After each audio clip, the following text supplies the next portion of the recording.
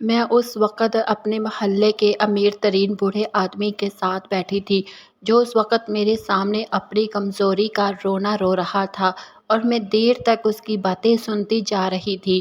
میرے تھیلے میں وہ نسخہ تھا جس کی وجہ سے میں نے بڑی تعداد میں بوڑھوں کو جوان کر دیا تھا۔ میں سوچ بھی نہیں سکتی تھی کہ میرا نسخہ اتنا کامیاب ہوگا کہ ہر طرف اس کا چرچا ہوگا اور لوگ دور دور سے میرے پاس آئیں گے۔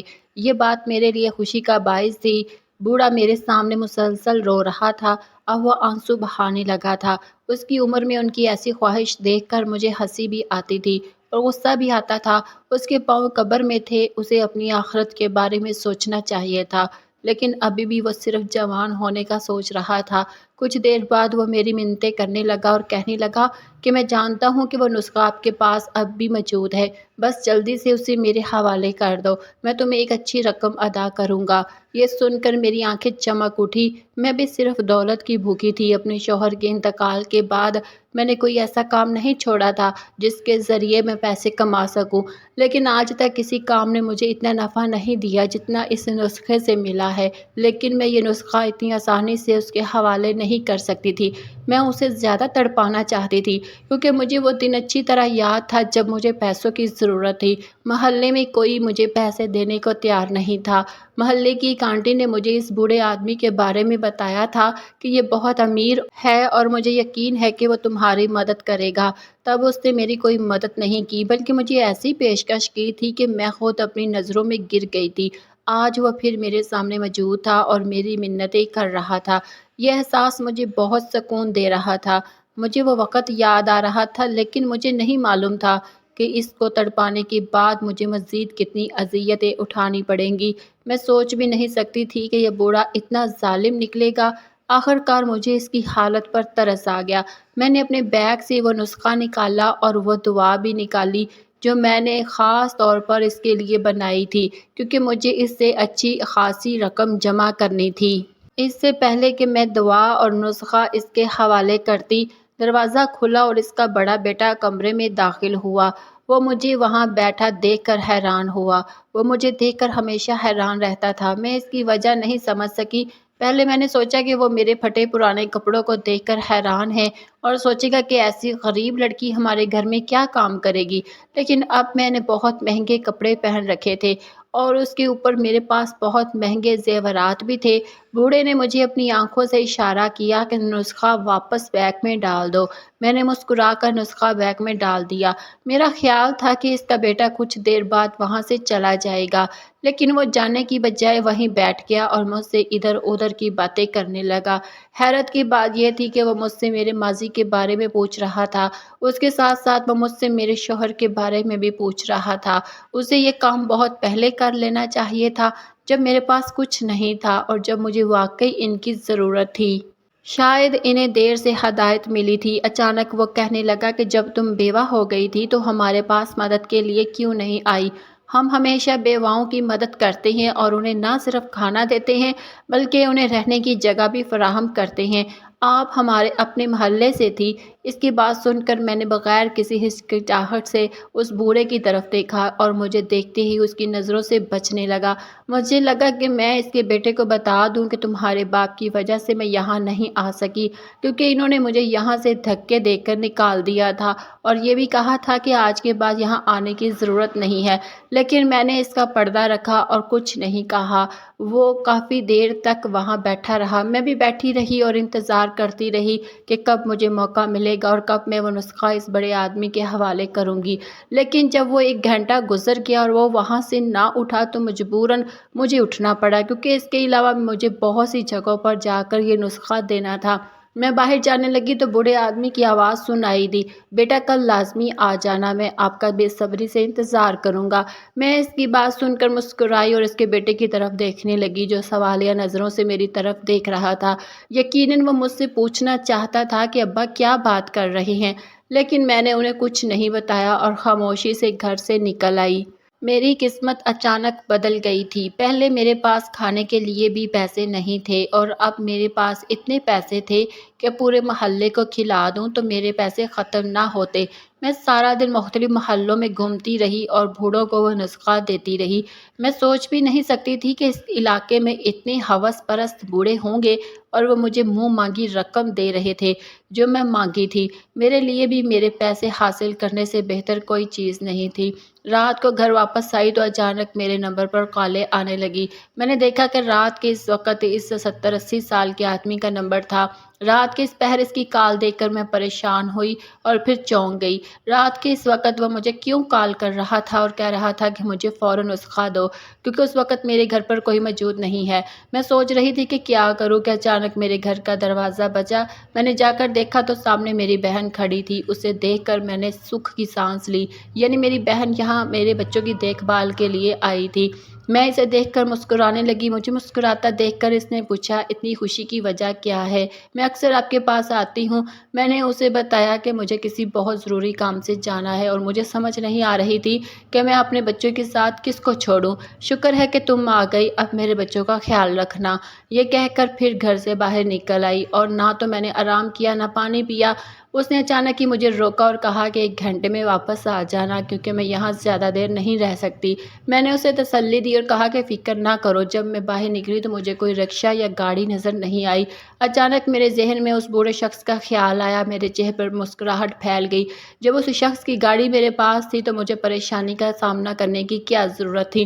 میں نے جلدی سے اسے کال میں لائی اور اس نے بے صبری سے میری کال اٹھائی اور بے صبری سے مجھ سے پوچھا کہ تم کہاں ہو، جلدی آؤ، میں مزید انتظار نہیں کر سکتا۔ میں نے اسے بتایا کہ مجھے گاڑی نہیں مل رہی۔ اس نے مجھے کہا کہ تم فکر نہ کرو، بس 2 منٹ میں یہاں سے ڈرائیور بھیج دوں گا، وہ 15 منٹ بعد آپ تک پہنچ جائے گا، بس تم تیار رہو۔ آج میں کسی قسم کی غفلت برداشت نہیں کر سکتا اور نہ ہی مزید انتظار کر سکتا ہوں۔ میرے صبر کا پیمانہ لبریز ہو رہا ہے۔ اس کی بے چین آواز سن کر میں بہت سکون محسوس کر رہی تھی۔ دل میں آیا کہ میں اسے مزید پریشان اور مزید تکلیف دوں۔ چنانچہ اس خواہش کے ساتھ میں پھر ایک کیفے کی طرف چل پڑی۔ کیونکہ میں نے سارا دن کچھ نہیں کھایا تھا اس لیے میں کھانا کھانے بیٹھ گئی۔ میں نے وہاں تقریباً آدھا گھنٹہ گزارا۔ اس دوران میں ڈرائیور کا انتظار کر رہی تھی۔ مجھے مسلسل فون آ رہے تھے اور اس کے ساتھ ساتھ مجھے اس بوڑھے کی بھی فون آ رہے تھے۔ مجھے بوڑھے کا رویہ دیکھ کر بہت سکون مل رہا تھا۔ میں سوچ بھی نہیں سکتی تھی کہ میں کبھی اس طرح بدلہ لے سکوں گی۔ خیر تقریباً 1 گھنٹے کے انتظار کے بعد میں پھر ڈرائیور کی طرف بڑھی۔ اس دوران مجھے میری بہن نے بھی یقین دلایا کہ وہ آج رات میرے بچوں کے ساتھ رک جائے گی۔ جب میں گاڑی میں بیٹھی تو ڈرائیور نے غصے سے گھورا۔ خیر ان باتوں سے مجھے کوئی فرق نہیں پڑتا تھا اور نہ اب مجھے کوئی فرق پڑتا ہے۔ تھوڑی دیر بعد میں اس بوڑھے کے پاس تھی جو مجھے جلدی سے نسخہ دینے کا کہہ رہا تھا۔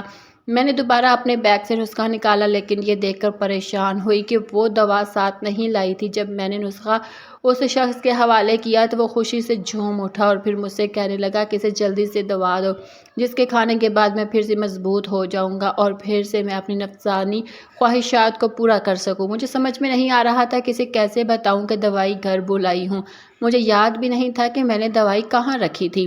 جب اس نے مجھے خاموش دیکھا تو وہ بے صبری سے میری طرف آیا اور مجھ سے پوچھا کہ تم اتنی خاموش کیوں ہو، جلدی سے اسے میرے حوالے کرو ورنہ میں پاگل ہو جاؤں گا۔ میں جا کر اسے تھوڑے فاصلے پر کھڑی ہو گئی کیونکہ اس وقت وہ اپنے حواس بالکل کھو چکا تھا، وہ ہوش میں نہیں تھا۔ میں نے اس سے معافی مانگی اور کہا کہ دراصل میں وہ دوا اپنے گھر بلائی ہوں۔ میری بات سن کر وہ پاگلوں کی طرح چیخنے لگا اور کہنے لگا کہ تم میرے ساتھ ایسا کیسے کر سکتی ہو؟ تم نے 2 دن تک مجھے اپنے پیچھے لگائے رکھا کہ تم نے دوائی دوں گی اور آج تم کہہ رہی ہو کہ تم دوائی گھر میں بھول گئی ہو۔ اور وہ اس وقت مجھ سے بہت بدتمیزی سے بات کر رہا تھا۔ میں نے اسے دھمکی دی اور کہا کہ اگر تم نے دوبارہ مجھ سے بدتمیزی کرنے کی کوشش کی تو مجھ سے برا کوئی نہیں ہوگا۔ میری بات سن کر وہ جلدی سے نرم ہوا اور پھر میرے سامنے ہاتھ جوڑتے ہوئے بولا، دیکھو میں تمہارے سامنے ہاتھ جوڑتا ہوں، مجھے تم سے صرف ایک چیز چاہیے، وہ چیز مجھے دے دو اور وہ مجھ پر رحم کرو۔ اب مجھے اس بوڑھے آدمی کے لیے بہت برا لگ رہا تھا۔ میرا بالکل بھی دل نہیں کر رہا تھا اس کے حوالے میں وہ دوائی کروں کیونکہ اب یہ کچھ زیادہ ہی منتیں کرنے لگا تھا اور مجھے اس طرح کے لوگ بہت زہر لگتے تھے۔ کل تک تو یہ اپنے سامنے کسی کو ٹکنے نہیں دیتا تھا اور اپنی بات کے علاوہ کسی کی بات برداشت نہیں کرتا تھا، جبکہ یہ میرے قدموں میں بیٹھا تھا، میری منتیں کر رہا تھا۔ اس کی کمزوری مجھے اچھے سے سمجھ آ گئی تھی اور اس کی اسی کمزوری कमज़ोरी का मैंने मज़ीद फ़ायदा उठाने का सोच लिया था। लेकिन मुझे नहीं मालूम था कि जिस दिन मैं इसे इसकी कमज़ोरी की दवा दूँगी, वो मेरे साथ ऐसा सलूक करेगा कि मैं अपनी आँख उठाकर भी ना देख सकूँगी। बल्कि अगर मुझे इस बात का पहले इल्म होता तो मैं कभी यहाँ आने की गलती ना करती। मैं खामोशी से इसके चेहरे को देखने लगी।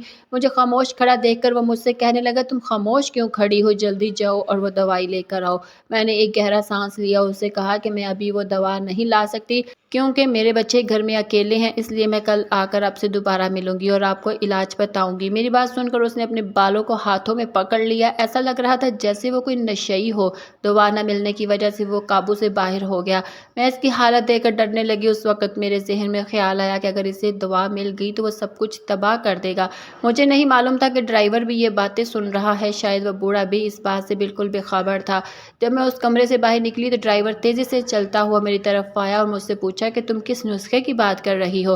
क्या वाकई कोई नुस्खा जिससे इंसान अपनी ताकत बढ़ा सकता है और जवान हो सकता है? उसकी बात सुनकर मैं बड़े पुरस्कार अंदाज में मुस्कुराने लगी और कहने लगी, हाँ ऐसा है, लेकिन इसके लिए भी बड़ी रकम दरकार होती है। अगर आपके पास इतने पैसे हैं तो आप वो नुस्खा खरीद सकोगे, तब ही मुझसे बात करना, वरना मुझसे बात करने की ज़रूरत नहीं। ये कहकर मैं फिर आगे बढ़ी और वो फिर मेरे पीछे भागता हुआ आया और कहने लगा कि मैं आपके पास वो नुस्खा ख़रीदने नहीं आया हूँ, बल्कि मैं आपको ख़बरदार करने आया हूँ कि जब आप वो नुस्खा इस बूढ़े आदमी को दे दें तो आप जल्दी से वहाँ से भाग जाना, क्योंकि अगर आपने 2 मिनट भी वहाँ ठहरने की गलती की तो ये शख्स आपके साथ बहुत बुरा सलूक करेगा। इस तरह आप अपनी तरफ देख भी नहीं पाओगे। इसकी बातें सुनकर मेरा पूरा वजूद एक लम्हे के लिए कांप गया। जिस खौफ की कैफियत अंदर से देखकर मैं बाहर निकल रही थी, मुझे भी अंदाज़ा हुआ कि ये शख्स बहुत ख़तरनाक है। लेकिन मैं यहाँ से पैसे लिए बगैर नहीं जा सकती थी, क्योंकि अगर मैं पैसे लिए बगैर चली जाती तो बाद में ये शख्स मुझे कभी भी पैसे ना देता, बल्कि इस पर कोई भरोसा नहीं था। अगर वो बाद में इनकार कर देता तो मेरा बहुत बड़ा नुकसान होता। दूसरी तरफ वो ड्राइवर भी मुझे अजीब नज़रों से देखने लगा। शायद वो मुझे गलत लड़की समझ रहा था। मैंने गुस्से से उसे डांटा और कहा कि तुम्हें इस मामले में दखल देने की ज़रूरत नहीं, और ये मेरा अपना मामला है। मुझे इस मामले को अपने तरीके से निपटना है। मुझे तुम्हारे मशवरे की ज़रूरत नहीं। वो मुस्कुराता हुआ वहाँ से चला गया, लेकिन फिर अचानक रुक गया और बोला, मैं जानता हूँ कि अभी तुम मेरी बात नहीं सुनोगी, लेकिन जब ये बूढ़ा आदमी तुम्हारे साथ वो सब कुछ करेगा तो तुम बाद में मेरे पास आकर मेरे सामने अपना दिल हल्का कर सकती हो। मैं तुम्हें तसल्ली देने की पूरी कोशिश करूँगा। उसने ये बात बहुत बुरे अंदाज में कही, जिससे उसकी तौहीन का अंदाज़ा लगाया जा सकता था, और मैंने उसे बदतमीज़ी का निशाना भी बनाया और उसे वहाँ से जाने को कहा। वह बहुत बेशर्म था, इसलिए मेरी गालियों से मुतासिर हुए बगैर हँसता हुआ वहाँ से चला गया, और अब मुझे उसके साथ वापस जाने का भी दिल नहीं करता था।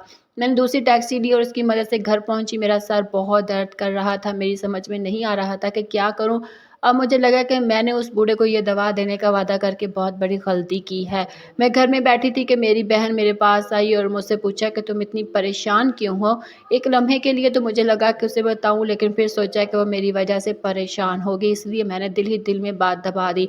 लेकिन मैंने फैसला किया था कि मैं कल उस वक्त जाऊंगी जब उसके घर में बहुत से लोग होंगे, ताकि अगर कोई हादसा हो जाए तो कोई मेरी मदद के लिए हाजिर हो। लेकिन मैं नहीं जानती थी कि ये बूढ़ा मेरी सोच से भी ज़्यादा चालाक है। वो मुझे अपने घर में नहीं बुलाएगा, बल्कि ऐसी जगह पर बुलाएगा जिसके बारे में ना तो मैं जानती थी और ना मैंने कभी सुना था। ड्राइवर सुबह 10 बजे मुझे लेने आया, तब मैं समझी कि वो मुझे बूढ़े के घर ले जा रहा है, लेकिन जब उसने गाड़ी अनजान सड़क पर डाल दी तो मेरा दिल खौफ से धड़कने लगा। मैंने उससे पूछा कि तुम मुझे कहाँ ले जा रहे हो? मेरी बात सुनकर उसने मुझे तसल्ली दी और कहा कि फ़िक्र ना करो, मैं तुम्हें अगवा नहीं कर रहा, बल्कि बाबा ने मुझे कहा है कि तुम्हें अपने फार्म हाउस पर ले चलूँगा, कि उसके घर वालों में कोई नहीं आता। उसकी बात सुनकर मेरा दिल खौफ से धड़कने लगा। मैंने उससे कहा कि मैं वहाँ नहीं जाना, बल्कि अपने बाबा से कहूँ कि अगर वो नुस्खा लेना चाहती हैं तो मुझसे उनके घर मिले। इसके अलावा मैं कहीं जाने को तैयार नहीं हूँ। लेकिन ड्राइवर ने एक भी मेरी बात ना सुनी और कहा कि आपको इससे पहले बात करनी चाहिए थी। अब मेरे पास ज़्यादा वक़्त नहीं है, मैं आपको इधर-उधर ले जाऊँ, इसलिए खामोशी से इधर ही बैठो। जैसे-जैसे मैं अनजान सड़क को देख रही थी, मेरा खौफ भी बढ़ता जा रहा था। थोड़ी देर बाद गाड़ी एक सड़क की तरफ बढ़ी, जहाँ चारों तरफ जंगल ही जंगल था और दरमियान से एक सड़क गुजर रही थी। यहाँ बहुत कम गाड़ियाँ आती जाती थी, और अगर यहाँ मेरे साथ कोई हादसा हो जाता तो कोई मेरी मदद के लिए नहीं होता। میرا سارا جسم خوف سے کانپ رہا تھا۔ مجھے نہیں معلوم تھا کہ ڈرائیور مجھے آئینے سے دیکھ رہا ہے۔ میری یہ حالت دیکھ کر وہ مسکرانے لگا اور کہنے لگا، تم پہلے ہی ڈری ہوئی ہو، ابھی تک تو کچھ نہیں دیکھا۔ اس کی باتیں سن کر میں نے دل ہی دل میں اسے برا بھلا کہا، کیونکہ ابھی میں اسے کچھ کہنے کی حالت میں نہیں تھی، کیونکہ مجھے اس پر بھروسہ نہیں تھا۔ اگر وہ اپنا دماغ گھوم جاتا تو وہ میرے ساتھ کچھ کر دیتا۔ مزید 15 منٹ گزر گئے، لیکن اس کے بابا کا فارم ہاؤس ابھی تک نہیں آیا تھا۔ میں نے اسے پوچھا کہ کیا وہ مجھے کسی غلط مقصد کے لیے استعمال کر رہا ہے اور مجھے وہاں لے جا رہا ہے۔ میری بات سن کر وہ ہنسنے لگا اور کہنے لگا کہ نہیں، مجھ پر اتنا برا وقت نہیں آیا کہ میں کسی بیوہ کو اپنے مقصد کے لیے استعمال کروں۔ صرف تم اس آدمی کے ساتھ اچھی لگتی ہو، اس لیے اس کے بارے میں سوچو۔ میں نے اس پر لعنت بھیجی اور کہا کہ میں اس کے بارے میں نہیں سوچ رہی، بلکہ میں صرف اپنا کام کر رہی ہوں۔ میرا کام یہ ہے کہ اسے اس کا نسخہ دوں اور اپنے پیسے لے کر چلی جاؤں۔ شاید ڈرائیور کو میری باتوں پر یقین نہیں آیا، اس لیے وہ اب بھی مجھے عجیب نظروں سے دیکھ رہا تھا۔ تھوڑی دیر بعد گاڑی ایک فارم ہاؤس کے سامنے آ کر رکی۔ یہ بہت پیارا اور بڑا فارم ہاؤس تھا۔ میں تیزی سے اس میں داخل ہوئی۔ میرا دل بہت تیز دھڑک رہا تھا۔ میں محسوس کر رہی تھی کہ کچھ گڑبڑ ہے۔ وہ بوڑھا میرے سامنے موجود تھا۔ وہ مسکراتی نظروں سے مجھے دیکھتا رہا۔ اس نے اپنا ہاتھ میری طرف بڑھایا اور مجھے دوا دینے کو کہا۔ میں نے اپنا ہاتھ اپنے بیگ سے باہر رکھا، لیکن اس سے پہلے میں نے اسے کہا کہ میرے پیسے میرے حوالے کر دے۔ اس نے بغیر کسی اصرار کے رقم میرے حوالے کر دی۔ یہ دیکھ کر میں حیران بھی ہوئی اور خوش بھی۔ اس سے پہلے کہ میں وہاں سے نکلتی، اس نے مجھ سے کہا کہ اب تم نہیں جا سکتی جب تک میں یہ دوائی نہ کھا لیتا۔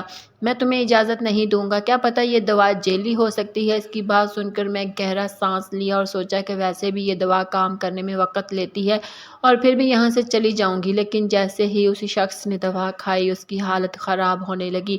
پہلے تو وہ بڑی مشکل سے اپنی ٹانگوں پر کھڑا رہا، لیکن پھر اچانک میں فوراً سیدھا کھڑا ہو گیا اور مجھے معلوم ہوا کہ دوا نے کام کرنا شروع کر دیا ہے۔ اس سے پہلے کہ میں وہاں سے نکلتی، اس نے میرا ہاتھ پکڑ لیا اور اس سے پہلے کہ وہ مجھے اپنی طرف کھینچتا، اچانک اس کا بڑا بیٹا وہاں آ گیا اور وہ دیکھ کر حیران ہوا اور پوچھنے لگا کہ یہاں پر کیا ہو رہا ہے۔ اس کے بڑے بیٹے کو وہاں دیکھ کر میں نے سکون کی سانس لی۔ بوڑھے آدمی نے جلدی سے میرا ہاتھ چھوڑ دیا اور بالکل نارمل انداز میں مجھ سے بات کرنے لگے اور کہا کہ میں تمہیں یہاں پر نہیں بلانا چاہتا تھا، لیکن پھر اچانک ہی میرا پروگرام بنا۔ جو پیسے میں نے دیے ہیں، اس سے اپنے بچوں کی تربیت اچھی طرح کرنا۔ اس کے بڑے بیٹے نے یہی سمجھا کہ شاید اس نے میری مدد کرنے کے لیے مجھے یہاں پر بلایا تھا۔ خیر میں بھی اس کے بیٹے کو کچھ بھی نہیں بتایا۔ میں نے جلدی سے اجازت لی، پھر اس کے بیٹے کے ساتھ ہی گھر واپس آ گئی، کیونکہ میں ڈرائیور پر بھروسہ کر کے دوبارہ اپنی عزت خطرے میں نہیں ڈال سکتی تھی۔ کچھ ہی عرصے بعد میں نے ان پیسوں سے دوسرے شہر میں گھر لے لیا اور وہاں پر اپنے بچوں کے ساتھ پرسکون زندگی گزارنے لگی۔ لیکن آج بھی جب مجھے وہ دن یاد آتا ہے، میری روح خوف سے کانپ جاتی ہے۔ اب میں سوچتی ہوں کہ اگر واقعی میں اس کے ہاتھ لگ جاتی تو پھر نہ جانے وہ میرے ساتھ کیا کچھ کر گزرتا۔